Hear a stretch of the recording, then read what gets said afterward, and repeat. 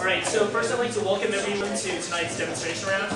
Very excited to have all these people interested in Columbia debate for this new year. I know it's very late, but we're going to have a very exciting round. We have 4 excellent speakers. On the side of government, we have Adam Zirkin from Brandeis, a former North American champion, and Rob Blunt from Cornell and currently at Columbia Law School, who is a 2-time national finalist. On the side of the opposition, we have Brent Hebert from MIT, Fitz Sodi, or Speaker of the Year. And as a member of opposition, we have Andrew Korn from Yale, a former active president. So with that said, I'd like to call this House to order and the Honorable Adam Zirkin, the Prime Minister, to deliver a constructive not to exceed sentence.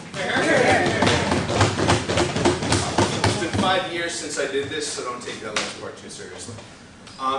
Before I start, though, before you start the clocks, I just want to share a couple of thoughts with you, because at the beginning of last week, the Columbia family and the Apta family lost a guy by the name of Jeff Williams, who was an active president my senior year in 2001, and passed away early last week, at the ripe young age of 27. And I know you guys don't know, who he is or what he's done, but suffice it to say, it was a heck of a lot, and it meant a lot to a lot of people. And one of the things he did for me personally was that Jeff always believed, and we saw eye to eye on this, and as you go forward with this event, remember this, that what you really do when you come into a round any day in a tournament is try to make the round as best it can be. And the desire to do that should overpower the desire to win the round. So if you want to win it, you'd rather win it the right way, right? And if you can't win it the right way, then you'd rather lose it the right way than win it the wrong way.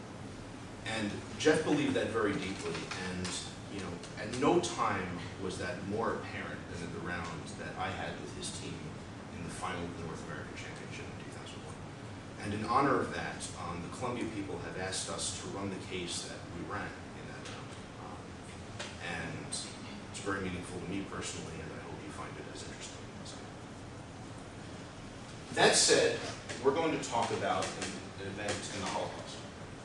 Simon Wiesenthal, now a famed Nazi hunter, was an inmate at one of the concentration camps during World War II.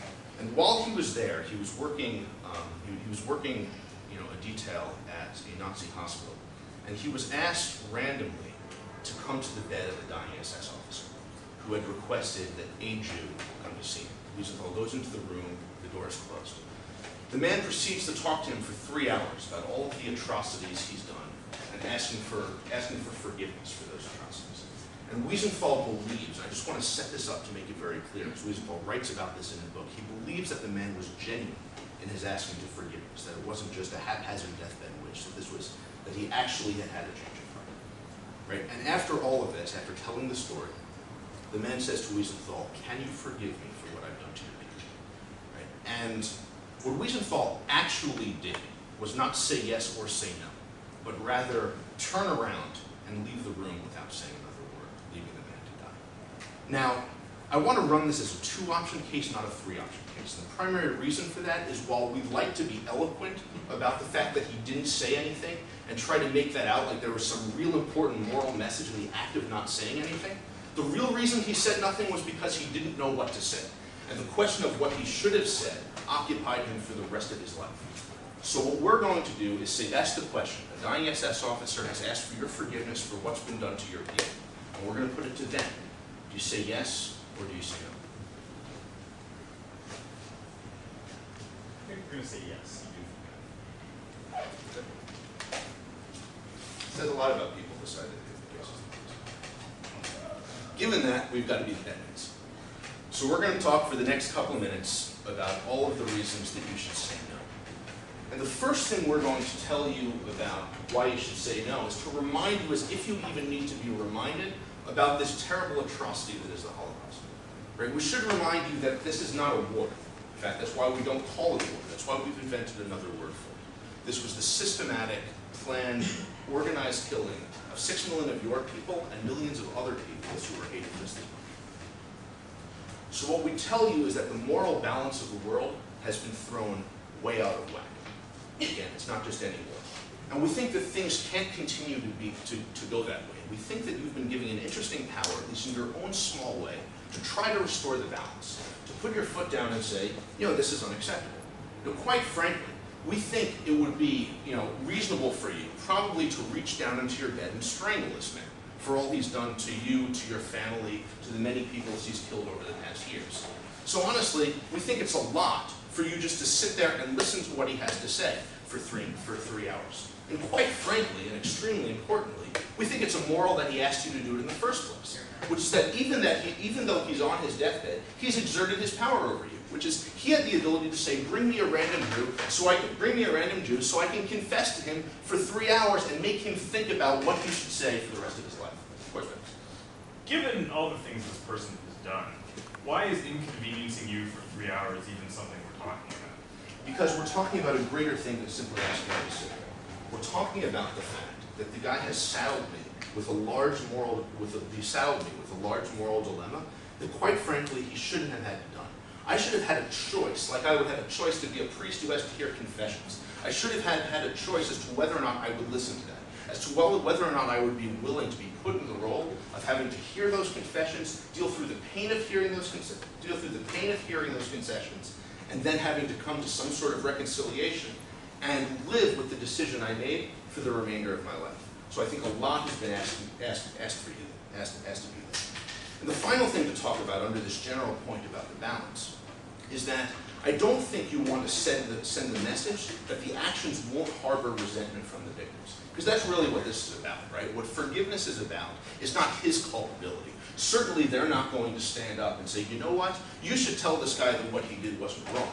Right? What they should come up here and say is that you should tell this guy that you won't harbor resentment toward him. And what we posit to you is that this is exactly the sort of reason that things and emotions like resentment exist. And we further tell you that you have a greater obligation to the feelings of your people than you do to the mercy of this individual's. And the truth of the matter also is that if we asked about what your people is and what your people stands for, you're not, as Jewish, a wholly merciful people. Which is that there is certainly an argument in Judaism that says, on balance, you'd like to be able to forgive people. And there certainly is a protocol in place for how you ask for forgiveness, both between your fellow man and between you and God.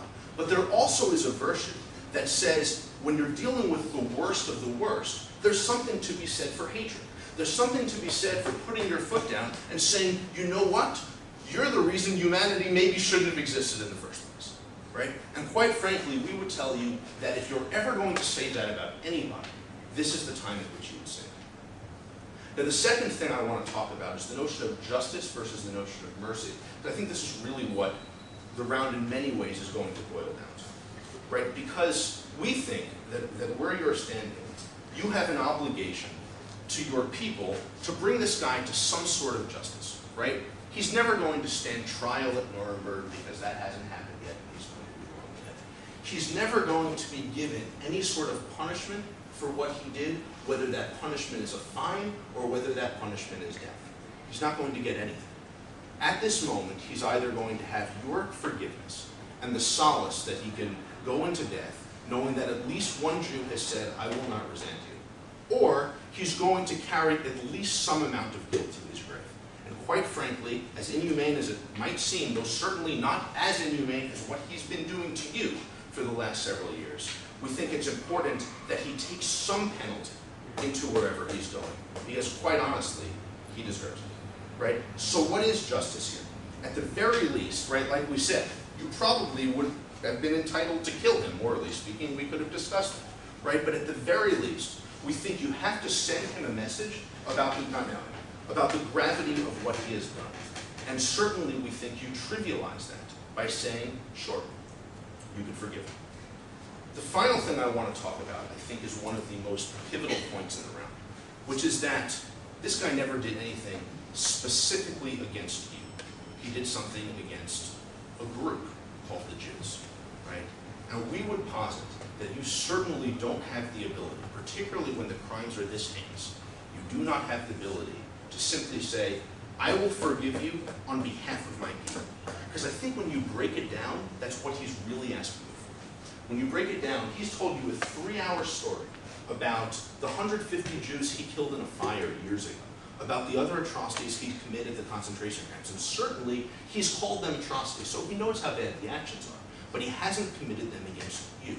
And before you can truly get repentance, particularly in a Jewish sense, but I would argue in any sense, you have to be able to ask forgiveness from those who you perpetrated the action against. And given that you can't do that here, we can discuss theologically how you might be able to obtain forgiveness, but you certainly can't do it by substituting a random Jew into the room and asking him for forgiveness for those actions. The other thing is, while we're talking about grouping people, because that's essentially what he wants to do, right? Which is say, you Jew, you're part of the group of Jews, you can speak for the group of Jews. We would tell you that you might as well group him too, right? And instead of treating him as an individual, like he's not treating you as an individual, you should treat him as the member of the larger group of Nazis that he is. And quite frankly, I don't think, considering that group, you'd grant forgiveness to the person who might put you, slap you, whip you, whatever might have you, when you leave that room in a couple of minutes. And the final thing, and to leave you on what I think is just a critically important emotional message, is you don't know probably the 150 people that died at this man's hands. You don't know everything else he's done. But what you do know is that you don't want to trivialize the memories of the people within your own group by saying, you know what, their deaths, those can be forgiven. You don't want to send that message. I think it's much more important to recognize that this man isn't entitled to anything. He's gotten to tell his story. He's gotten to speak to you. He's gotten a friendly ear for 3 hours, which is probably more than he was entitled to begin with. And we would tell you he's entitled to no more. And we'd further tell you that your obligation to your group is to defend the memory of those people by not granting mercy right off the top of the bat. Let mercy be God's job in this man's next life. In the meantime, justice is yours.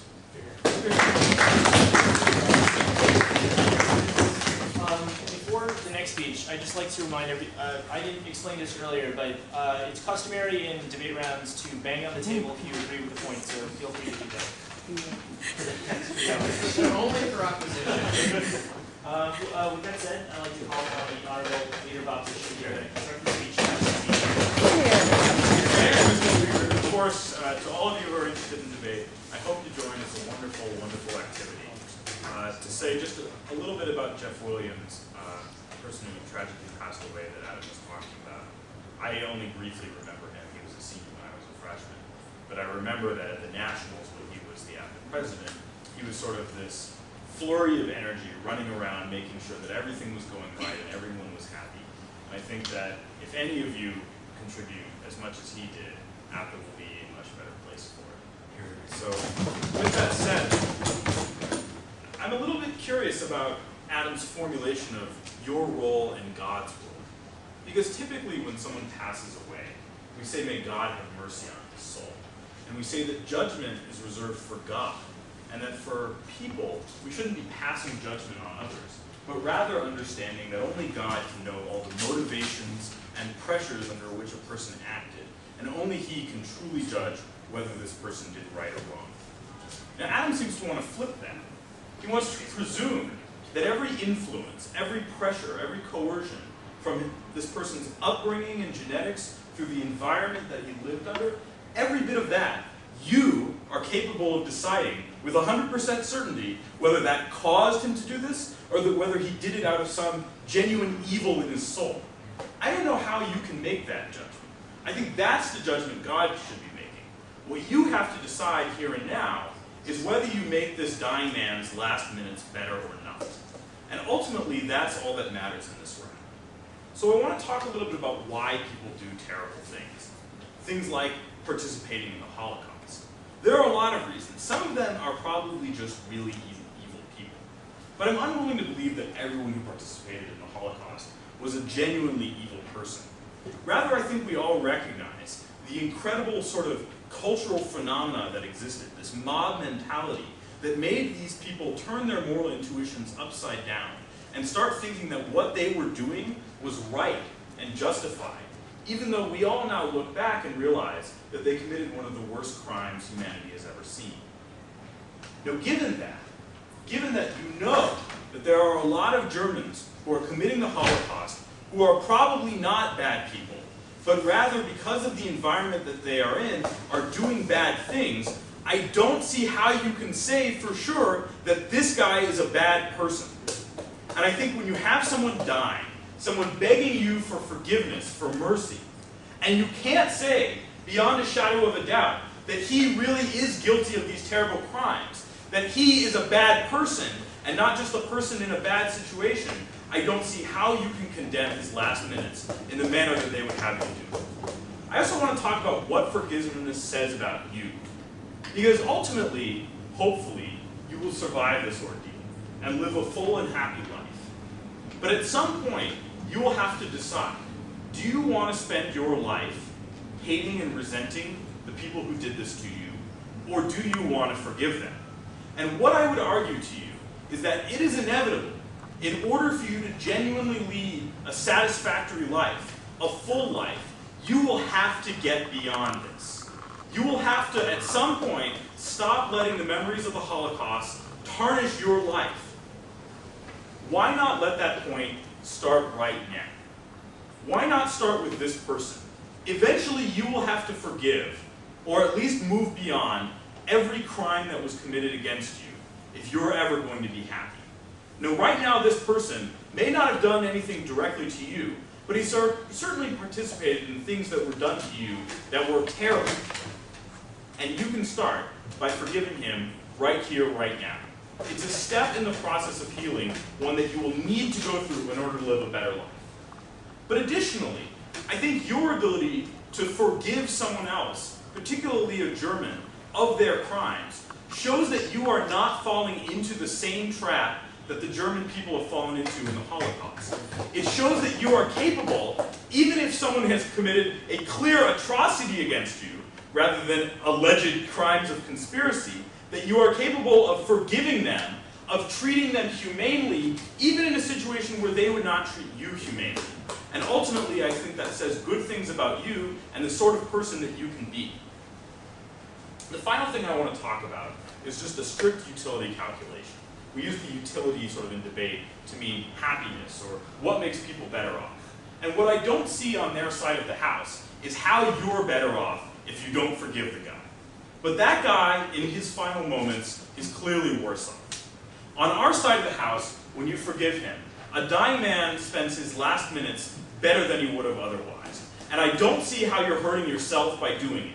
And given that you two are the only people involved, I think it is quite clear that if what you care about is maximizing the happiness of everyone involved, that means you must forgive him. But Adam, you disagree. No, Ben, I don't understand how it's your obligation, because you feel bad for the man, and you feel bad for how he'll feel in his last dying minutes, for why you have to feel forgiveness. I think you have a greater obligation to the people. Well, but why is it our obligation when we execute people in this country to execute them in a humane fashion?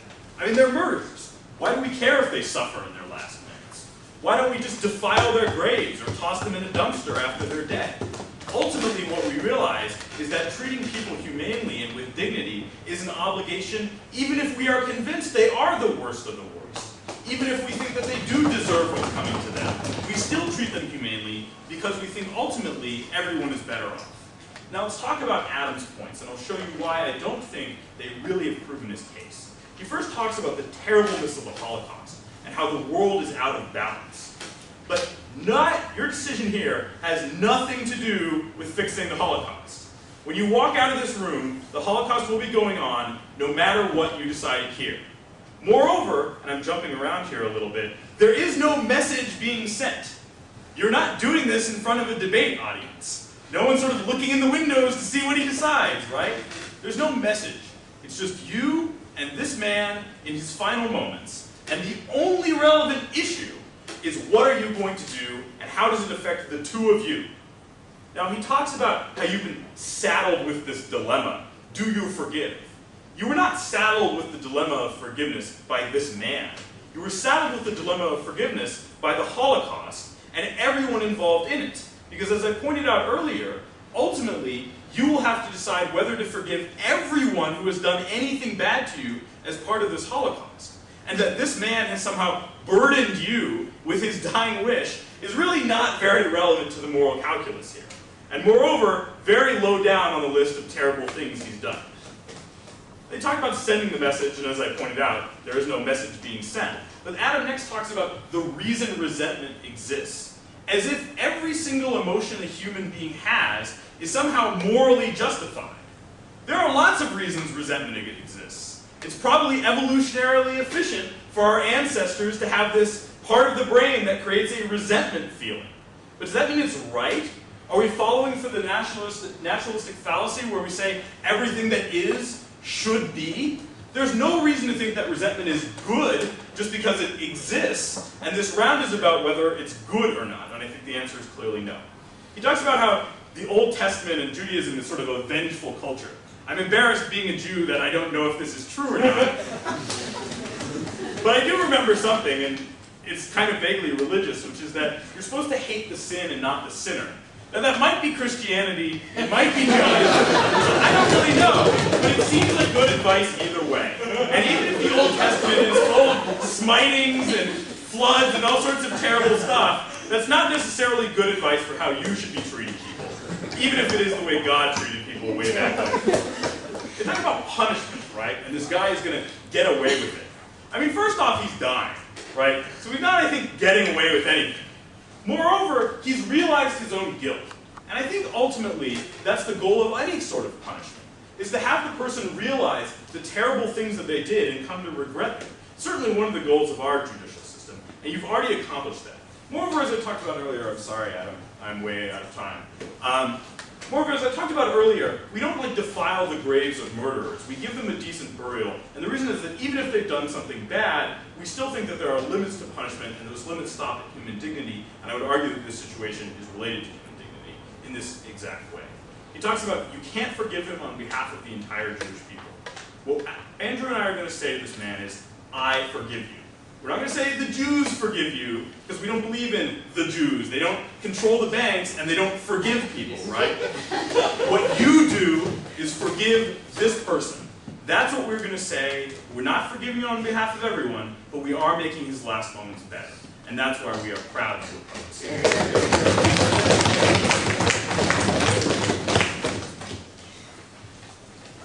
I call upon the Honorable Member of Government to deliver a constructive draft for this evening. Thank you, Mr. Speaker, everyone who's come out here, the people who are apparently videotaping me. One thing that I will say is that when this case was run before, it was run with another person named Story Clayton, who is thankfully still very much alive, and he is a much better debater than me. So any judgments you pass on Adam or the case, I think you should definitely reserve, given that it was a much better run than Story did it. Also, very quickly, again, I didn't have a lot of experience with Jeffy Williams, but one thing I do know that he did is he helped my team out when we were in a very bad position. We were trying to run a tournament, we couldn't even get teams to come there. And if I can in any way like help out the Columbia team, I did the demo round last year, I try to do at least a little bit, thinking again what Jeffy did and the sort of spirit in which he engendered of trying to help people out, trying to sort of foster debate and serve and trying to help everyone out who does this activity. So that said, let's look at the things that the leader of opposition has brought up. And the first thing that I want to attack right now is this notion that you're going to forgive him for what he's done to you, but not for the other crimes that he's done to the Jewish people. Let's be clear. That's not the kind of forgiveness that he's asking for. He's asking you if you can forgive him for the things that he's done. He spent 3 hours detailing the many crimes that he had against the Jewish people. He's detailing the fires that he started, the people that he's killed, the atrocities that he's committed. So if on their side of the house they're going to defend, well, I'll forgive you for dragging me into this room, that doesn't substantively answer his question. He's asking you if you can forgive him for the things that he's done. Not for the fact that he's inconvenienced you here, not for the fact that he may have called you a dirty name in the concentration camp. He's asking you to forgive him for the people that he's killed. So at the end of the day, that's what this case is about. Sure. Just to be clear, that's not at all what Ben meant, because Adam very clearly said you haven't had any interaction with this man. What Ben meant is, I forgive you for the things that you've done. Yes, we are agreeing you are forgiving him for the things that he's done, but we're merely saying that only you can forgive that. You can't forgive everyone on behalf of everyone. Okay, but the fact is that he's asking for mercy for the things that he's done. So presumably the fact that you are giving this mercy is somehow impactful. So in some sense, you are forgiving him for his atrocities, not just for those atrocities he's doing. And Cormier, the lawyer, are going to split hairs like that. That said, let's talk about the things that Ben brings up. The first point that he makes, and I agree with it 100%, is that only God can pass judgment. He says that you don't know his background. You don't know this man's soul. And I agree entirely. If we were asking you whether you were going to condemn him to hell for all eternity, or whether you were going to pass some kind of lasting sort of judgment on his soul and on his body, then it's true. You don't know his background, and you can't make that kind of judgment. But let's be clear. That kind of argument also cuts both ways. In the same way that you cannot know his soul to the degree that you can necessarily condemn him, you can also not know his soul to the degree that you can actually forgive him for his crimes. That's why religions which involve confession involve God being this actor who has the ability to forgive all of these crimes, to have this sort of divine mercy. What he is asking you to do is to act in place of God, to substitute your own personal mercy for this divine mercy. He's asking you to forgive him for these crimes without necessarily knowing his soul, without necessarily knowing if he's contrite or whether he's worthy of this divine mercy. No, thank you. I think in that sense, he is asking you to do something which is abusive. He's asking you to do something which you cannot do. The second thing that he says, though, is that people do bad things for a lot of reasons. Not all of them are bad people, and you can't necessarily know his background. Maybe he had a bad childhood. Maybe he suffered really badly during the First World War. I have a couple of responses. The first thing is, you don't get to be an SS officer by just being the average German. Let's be clear. He's an SS officer serving in a concentration camp. So I think it's a little bit silly to say, well, you know, maybe he didn't really want to go along with the Holocaust. It's pretty clear that he was someone who was very active in these kinds of actions, very active in the kinds of crimes that he committed. So I think it's a little bit abusive to say that they're not all bad people. But worse, if you don't know if he's a bad person or not, that means that you can't necessarily forgive him either, right? He's asking you if you can forgive him for the things that he's done to people. And I think in that sense, if you don't know if you can forgive him, you have to say no. You can't just default on the side of yes. You can't default by saying that you're going to definitely forgive him without knowing whether he's a bad person or not. The next thing that he says is that this sends a message about you. He says, you will have to get beyond this at some point, so why not start while you're in the concentration camp?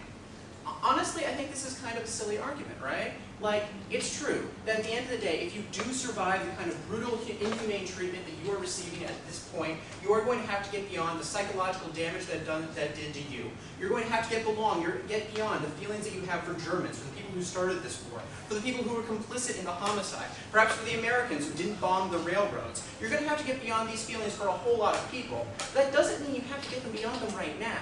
You're living in a concentration camp. You're fighting for survival. And I think that this kind of psychological healing can't necessarily occur until after you've gotten beyond the immediate physical harms that are being visited upon you immediately. But further, even if we were to argue that somehow psychologically for you it was better to get beyond this isn't an argument for why you should forgive him right now. Consider what the person did in the circumstance. He walked out of the room because he didn't know. And it's true, he spent the rest of his life arguing about this moral question. It's true, at some point you're going to have to think about whether you will forgive this person. But that's not an argument necessarily that you need to give him forgiveness right now. Certainly not before you've thought about it, not before you've done some serious soul searching about whether you actually believe this person can be forgiven for the terrible things he's done. The next thing that he says is utility. He says, look, it helps him and it doesn't hurt you, so therefore it's futile. But I think that it does hurt you. This is a person who has done terrible, horrible things to you, to the people around you, and to your entire culture purely on the basis of race and on the basis of religion. And for all you know, he may very well succeed in his goals. At this point, you don't know that this war's going to end. You don't know that your culture is even going to survive.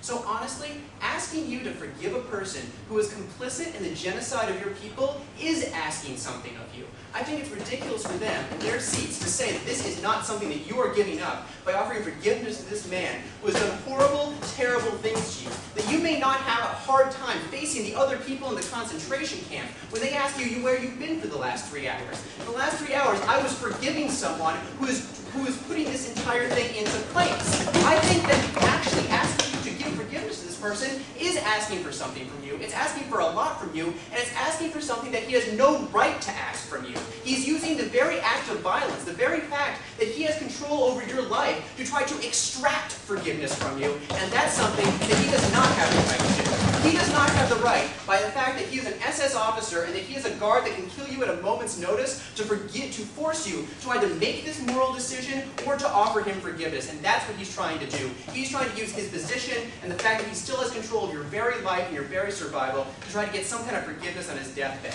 He can pray to God for that. It's not something that he has to get from you. That said, I want to go back to the arguments that we brought up. I don't think they've been sufficiently responded to.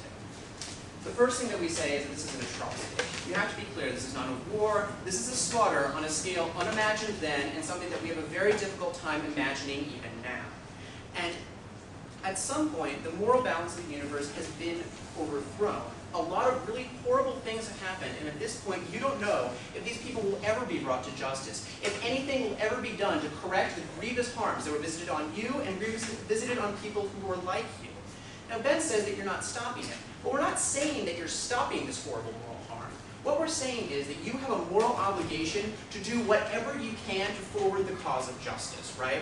Let's say, for example, that I live in a brutal anarchy. I live in a society in which there is no law, in which criminals are never brought to justice. It's true that I might not have the means or the resources to stop all crime.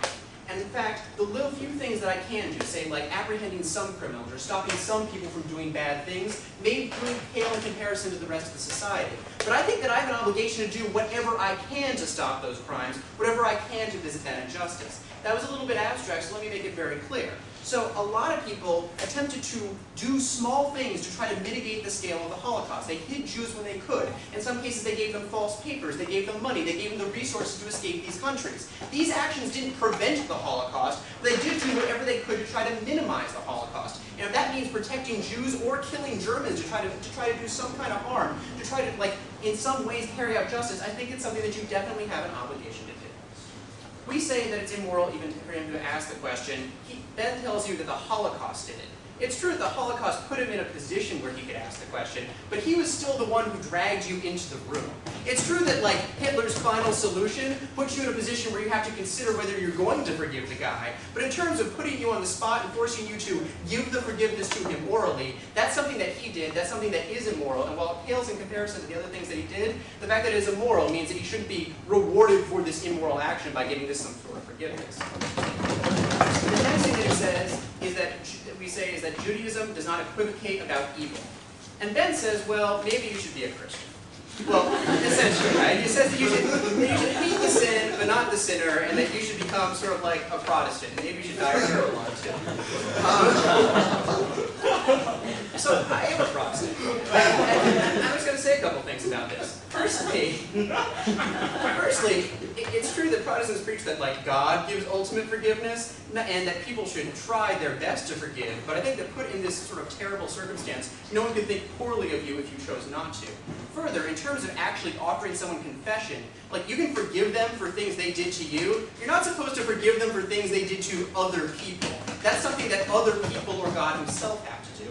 Also, if we're going to venture into Catholicism here, priests won't give you like actual cleansing of your sins unless they're sure that you're contrite.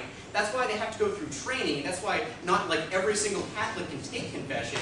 And the point at which you don't have the sort of training or the knowledge to know whether his forgiveness is truly contrite, even if you somehow became a Catholic priest in this circumstance, which seems a little bit silly for a person in a concentration camp, I still think at that point you don't forgive. The second thing that we talk about is justice. We talk about how he's never going to be brought to justice for his crimes. The only thing that you can do to him is to deny him this last bit of forgiveness. It's true. It may, and so what Ben says is that the limit to punishment stops at human dignity. But I think this is silly. All punishment is an offense against human dignity. When you put a person in jail, you are fundamentally not respecting their right to liberty, their right to autonomy, their right to live their life. When you execute a person, you're saying that they, as a human, don't deserve to even live. That is also a disrespect to human dignity. Even taking a person's property in a fine in some way sort of infringes upon their dignity by saying that they don't have a right to control their possessions.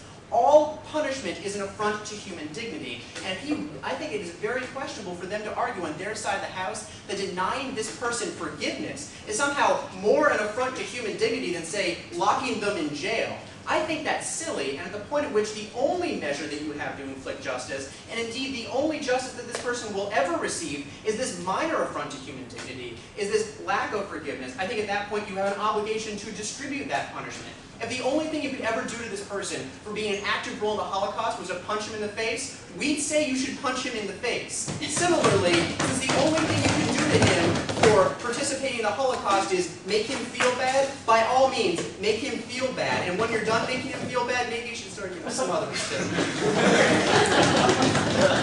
The third thing, though, and the thing which I think goes fundamentally unaddressed, is the notion that you can't speak for your people. He doesn't want your forgiveness. He wants the forgiveness from the rest of the Jews. And I think that if you have an obligation to anyone, it is not to the Nazis which have done this to you. It's to the fellow Jews within your concentration camp. These are the people that you depend upon to survive. These are the people who are in the same situation as you and that you owe some loyalty to. And at the point at which you're forgiving this person for crimes against them, I think you're fundamentally not respecting their dignity, their personhood, and their ability to independently decide whether they are going to forgive him.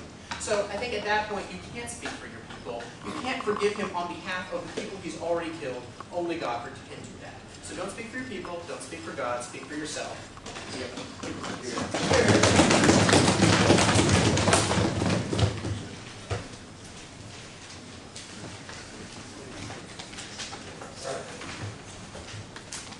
So, being the fourth speaker has many advantages.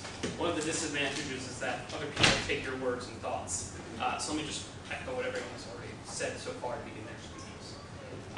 And with that, let me congratulate Rob Blunt for being a member of the Gettysburg Address Club of Oration by exceeding the time limit by, what, 50%? The actual speech time allocated? Something Andrew Ford has never done. Some things never change. I haven't debated Rob in 2 years. Anyway, I want to start off by talking a bit about forgiveness, because I think this is a theme that's woven throughout this round. And what I want to talk about is the value of forgiveness. And what I posit is that a society that forgives people, and a society that has forgiveness as one of its basic tenets, is an enlightened society. And those societies that do not have this value, that don't have the ability to forgive people, are those which essentially devolve into eye for an eye types of places. And I think what we need to understand is that the true value of forgiveness, the true value of saying to someone that what you did was terrible, but despite that, I wouldn't have done the same thing in your situation, but despite that, I understand that you were remorseful and I accept that remorse. The ability to say that is what enables a society to function peacefully. You could argue that it is that very inability that helped, at least, the Nazi regime accomplish what it accomplished.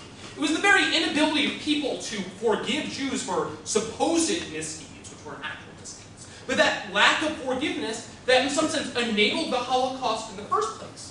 And what you have on their side of the house is this ridiculous bar for forgiveness. What they read throughout their speeches are, by my count, 3, I'm sure there are many more, conditions that they put on forgiveness. They say, well, first of all, Rob says at the beginning of the speech, you can only forgive people for very specific acts. For acts that they have directly committed against you, and that you distinctly remember and you feel justified to forgive them for.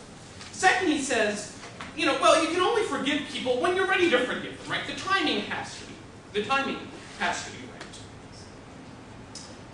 And so what I'd argue is that they're setting up a society on their side of the house, an ethic on their side of the an ethos on their side of the house, that doesn't engender this type of more enlightened society.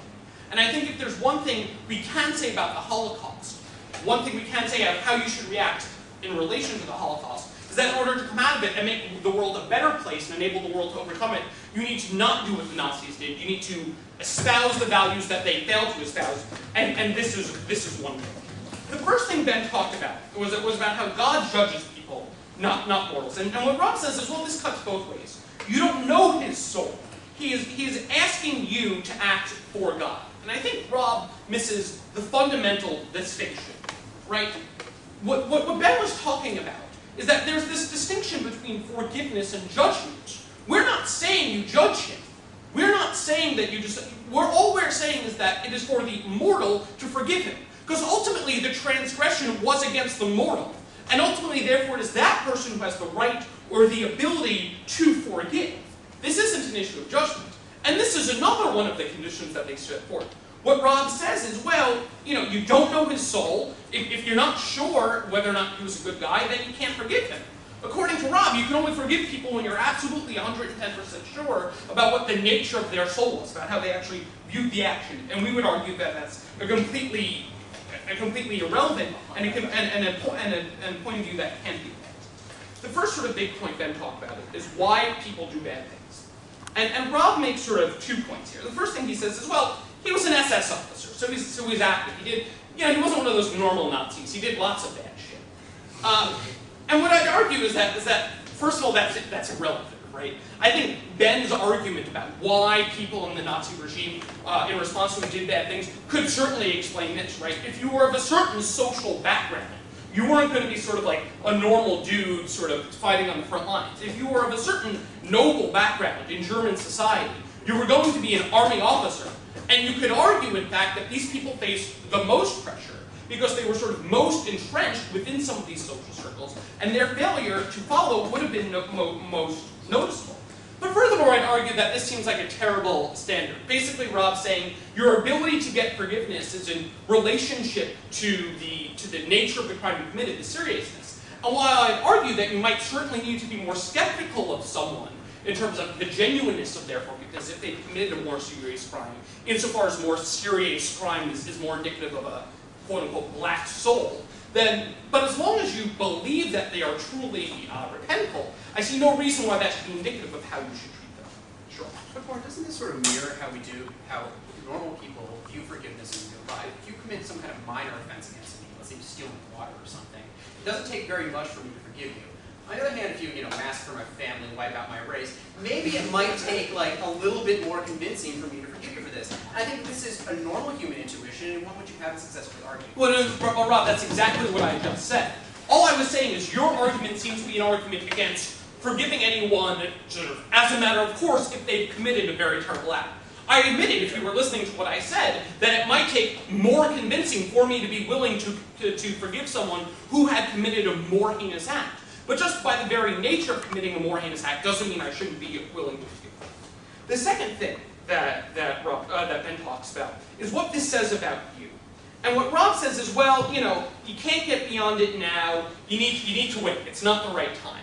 I first of all sort of challenge this assertion that forgiveness can only take place on the forgiver's schedule. In this case, right, there's a very real reason why this timeline has been accelerated. But I think that Rob misses one of Ben's best points. And what Ben said was, look, this is an issue which has to be percolating in your head, right? It's not like you're blind to the fact that you and your people are being exterminated by the Nazis. And even if for some reason you haven't faced this now, this is an issue which you're going to have to face in the very near future, hopefully if you survive the Holocaust. So I don't see how it's any real harm in order to be forced to do this right now. I don't see how the Nazi officer, the SS officer, has hurt you by doing this. And if anything, I'd say, this was sort of a point for our side, right? What it says about you to forgiveness. At worst, even if you believe absolutely nothing we've said here, at worst it's sort of just a defensive action on their part. All they've proven is, well, it doesn't say much about you. But I think we provided some very compelling reasons why it does say something very positive about you. And I think that's a lot of what I was trying to talk about in the first few minutes I spent during the speech. The third point Ben talks about is the issue of utility. And Rob sort of agrees that this makes this guy better off, but says, well, this hurts you, and he's asking a lot of you, and therefore you shouldn't do it. And I think the problem with this point from Rob is that in some sense this is question begging, right? In some sense he's saying, in some sense he's just asserting that it hurts you. I would argue, and I have argued time and time again, that it makes you a better person. It makes you feel better about yourself as a person, and not the type of person who would do this to the Jews in the first place, by forgiving him, showing yourself and showing him that you are fundamentally different from him, that you are fundamentally a person with more human dignity, who places greater weight in human interactions and treats people more fairly. And in some sense, that's the best dying lesson that you can give this man. Teaching this man and having this man on his deathbed continue to be vengeful towards you, and having this man continue to have the feelings that he's had and be angry in no way does anything for him. Moving back to sort of the points that were on the government side of this case.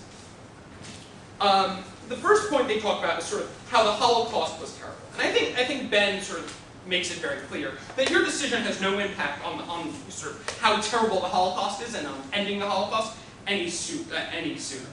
And what we hear from Rob is that sort of the Nazis have an obligation to mitigate. And I think this sort of, again, misses the entire point. I think we need to be very clear that we view this as sort of an isolated situation. And this comes into some of the confusion I asked the question about at the beginning of Rob's speech. You're locked in a room with this man, right? This has nothing to do with the bigger Holocaust. This has nothing to do with whether or not every single Jew is forgiving every single Nazi. This has to do with the very singular and isolated issue of whether or not you forgive this man for the crimes that he has committed against the Jewish people. And insofar as you are the person in this situation, locked in the room with him, and no one will ever know about this, that is the fundamental calculus that you need to make. And all their bluster about the overall sort of moral calculus and sort of the moral balance of the world is off tilt, sort of obfuscates, I think that's that word, the real issue. The next thing Rob says, and this is a theme throughout the speech, is that, well, he was immoral by dragging you into the room. And this comes back to what I said before, right? This issue was going to have to come up eventually. You should have been facing it already. If you weren't, then it's sort of a wonder that you weren't thinking about this already. Either way, you were going to have to think about it eventually. I don't view that as an immoral issue. Now, the thing I want to, two more things to talk about. The second to last thing is the first thing that Rob talks about, which is that he's asking you to forgive, and he can't ask you, you can't speak on behalf of the Jewish people. I just want to make this very clear, because I think it is very clear, which is that he's asking you, and what you are proposing to do is you, as an individual, not as a representative of the Jewish people, are forgiving him for the crimes that he has committed, right, against the Jewish people. All right, I'll do that. Now, certainly there are problems there. Certainly this is not an ideal situation.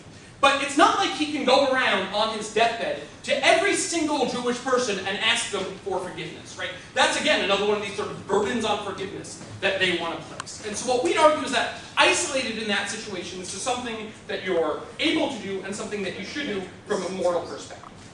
Sure. Okay, well, what I ask, though, is why it matters that you're a Jew.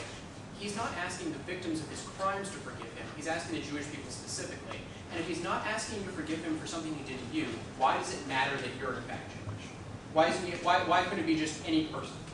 Right, I'm not saying, right, in an ideal world, I think what you're getting at, in an ideal world, yes, you would want him to ask every single person who he's ever committed an atrocity against for forgiveness, right? But this isn't an ideal world. He's on his deathbed. And on his deathbed, a lot of the people he's committed atrocities against are dead.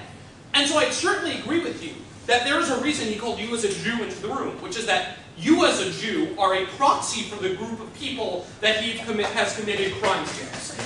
Well, wait a second. You are a proxy for the group of people, not because that is the best that can be done in this circumstance, right?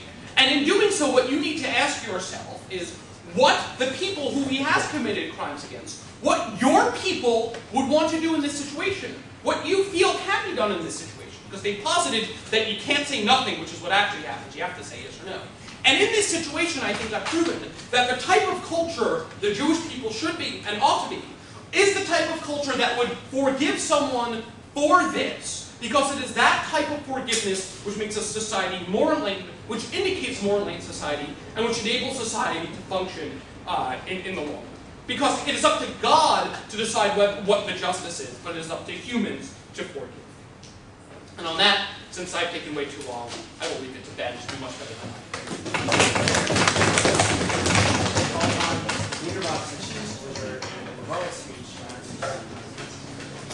Thank you again, Mr. Speaker. Of course, to everyone who's already spoken this round, I think it's been very interesting. And to all of you for watching, I hope you've enjoyed it. I want to first talk a little bit about the case, and then I want to talk about the three most important reasons why I think we've won this round. The thing about the case that I want to point out is that you have a choice here, and that the choice is real.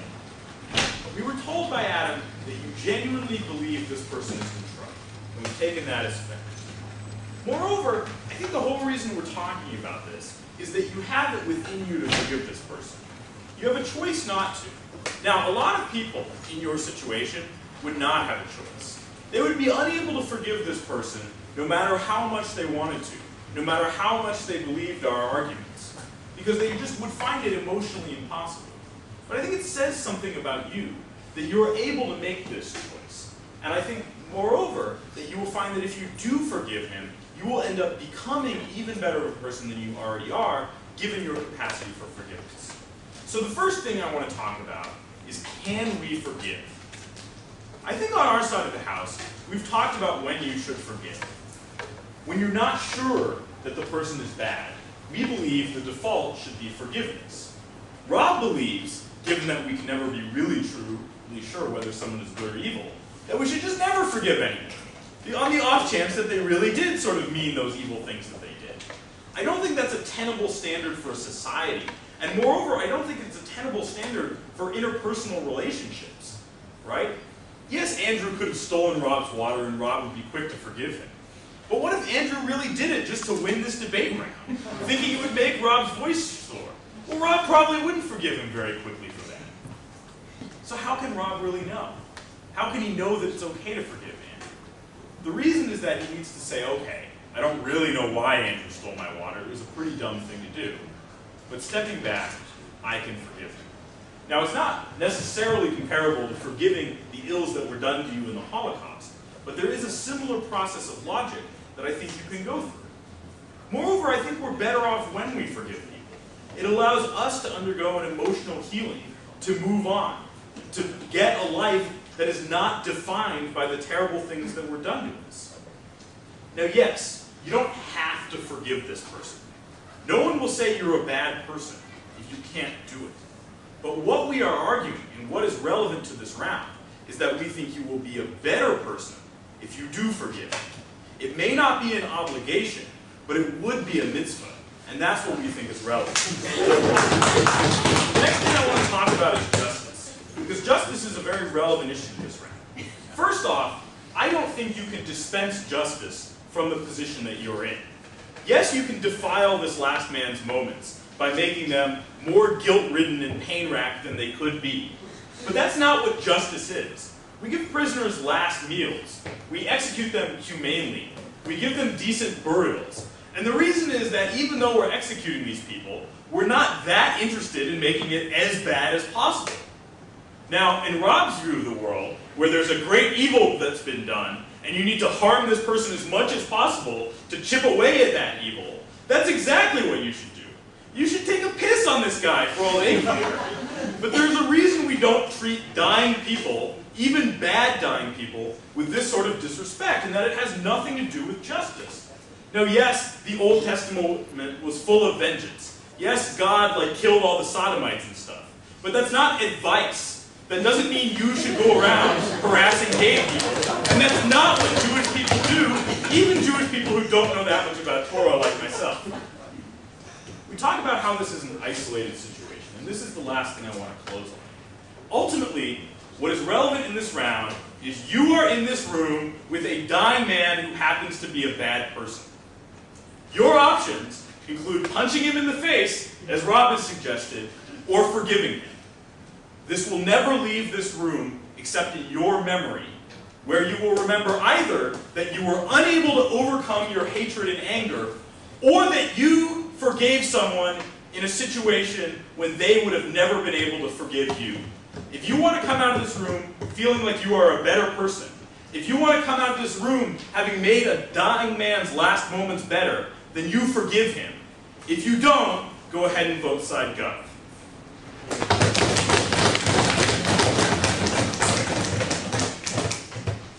Thank you very much. I call upon the Prime Minister to deliver the final speech of the round. Congrats on the started. I thought Ben was characterizing this round very well until he got to his last 20 seconds, where he said the choice in this round is between punching the guy in the face and forgiving.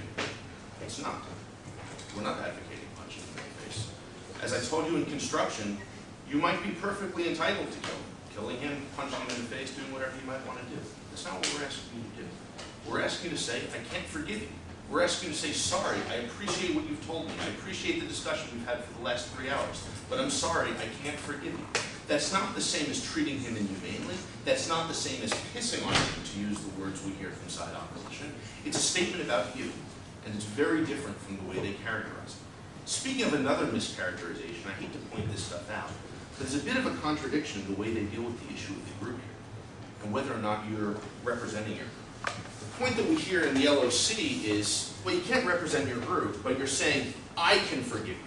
Then we hear Andrew Korn get up 16 minutes later and say, well, you're a proxy for everybody. Well, either way, they're wrong. You see, if Ben's right, and the truth of the matter is that all you're saying is, I can forgive you, then you're not giving the guy what he needs, right? Ben comes up here, talks to you for the entire round about how you have to make these man's last minutes better. The only way you make them better is by giving him the forgiveness he seeks. If you say, I can forgive you, but I can't forgive you on behalf of the people whose forgiveness you want, then you don't give him those last 3 minutes that he wants, and you don't achieve all of the benefits that they're talking about. Now on the second point, which is, what would the rest of your people do? I don't know if they'd forgive. I don't know if you asked the average Jew, what would you do if your son was killed by this man? What would you do if your entire family, other than yourself, was killed by this man? I don't think they'd be inclined to grant forgiveness. And even more specifically, as my partner points out very well, they probably wouldn't be inclined to grant forgiveness at that moment. And on top of it, the overarching argument is, guess what? You don't have the right to make that judgment anyway, so the whole thing doesn't matter. But given that, let's talk about the 3 things in addition to that I think this round comes down to. A lot hinges, I want to take you through the way the argumentation in this round actually works. Because a lot hinges on the points they make that there's really no message here. Because if you believe there's no message here, then you can move into the utilitarian arguments they want to talk about. Which is, since there's no message to send, then there's no benefit to you, but there is a benefit to the guy, so weighing the two, you should side on the side of the guy. But if you prove that there's a message, then all of a sudden the scales of utility change a bit, because you have something to gain. So there are a lot of messages. First of all, there's a message on behalf of your people, because you're being asked either by him or by your people as a proxy, says Korn, to do what, to say what they'd said. So at the very least, that's some sort of message. In addition, you're sending a message about his culpability. And whether or not he hears it, or everybody in the rest of the world hears it, or nobody else does, you are sending a message about how you feel about what he's done, and how someone in your position should treat him.